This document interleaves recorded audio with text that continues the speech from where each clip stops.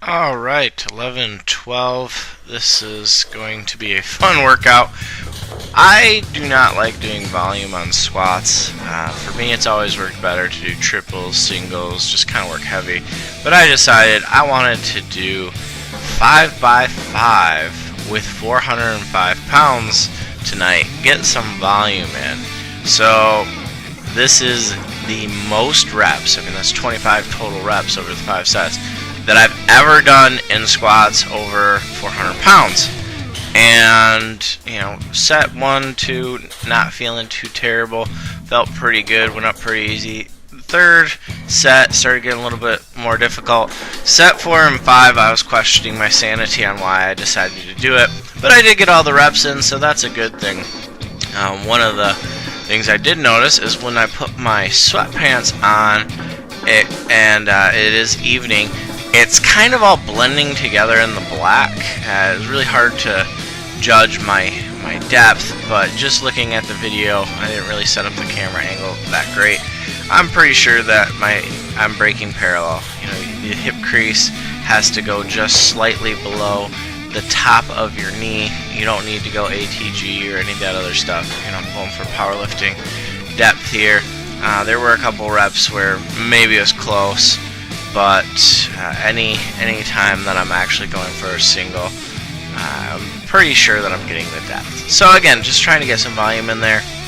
And I did on set 4 and 5 try and actually put the camera set up right with a light, but it was still really hard to see, and I'm not doing any pause on the bottom, obviously.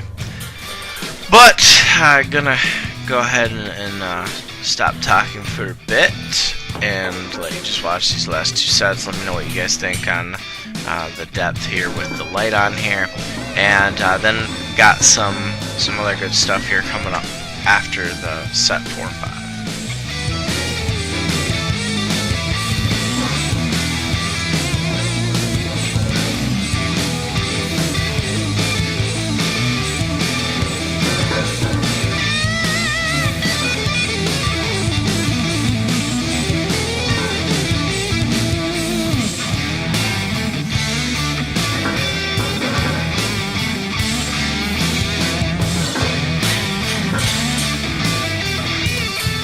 You see there on that last rep, I was just slowing way down, trying to force myself to do this.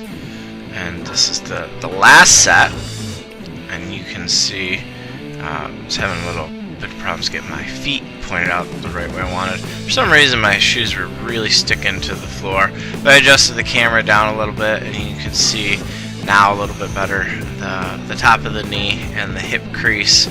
And the only thing that got me through this workout was the cue, drive my back into the bar. My hips were feeling this, my quads were feeling this, but driving my back into the bar definitely got the weight moving. So from the last workout that I attempted to do an overhead press, I was able to lift my arms above my head with the bar and do some reps. So what I decided to do today is start with the bar and do 10 reps, and every time that was successful, I would add 20 pounds to the bar and see how far I could get. I didn't want to go to the point where 10 became a grinder or where it felt like I was going to fail, anything like that. Let me know what you guys think about form and everything right here. How's it looking? Because again, this is rehabbing back up, and trying to always pause at the bottom. I like doing that to make sure that I'm getting maximum pressing strength from the shoulder, which my strength off the bottom of the bench is weak, so I'm using the pec, shoulder, and upper back. And then I also did some pull downs here. This is 150 pounds, and I was going to do 5 sets of 5 with this, but the first set, 5 felt so easy, so I decided to keep going, and I managed to get 10 reps, and I think they were pretty clean, and that was without the leg bar. It was a huge surprise, and I was really excited by that. So back up now to, this is 85 pounds,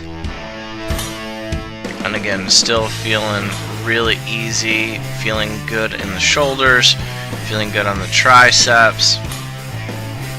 You know, granted, this is no amount of challenging weight based on where I was overhead pressing before, but just going to take this really easy on Saturday, which is 2 days after this workout. And what I'm about to do now as I record or do this commentary is I'm going to start a little bit higher and see how much further I can go. I don't know if I'm going to keep going to 10 reps or switch to 8 reps, but again, just trying to get some volume in there, make sure everything feels good before I add weight. In the second set with 150, I did only get 8 reps.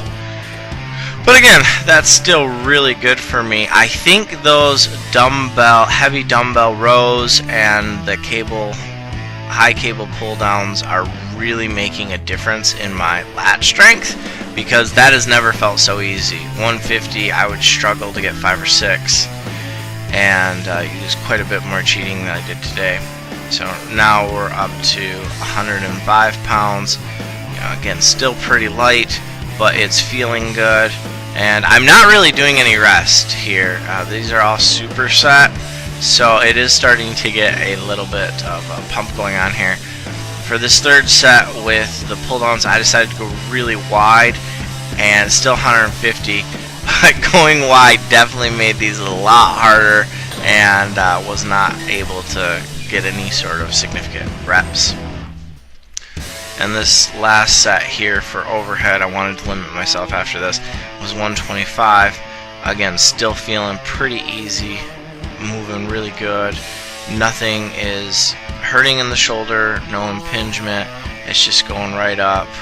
You know, it feels good. It really feels good to be able to do this again. Making sure, you know, I've got the hips locked, the knees locked. That's all in the arms and shoulders. And just getting my head out of the way feels nice. Been a long time since I worried about that. And I just want to do a really controlled negative set, super wide. Took this down to 100 pounds, and just to do the slow negatives. So that's it for this workout. If there's any comments, questions, or things you want me to cover in the next video, or make a separate video that's not a training log, just let me know. Thanks as always for the support. Keep lifting, everyone.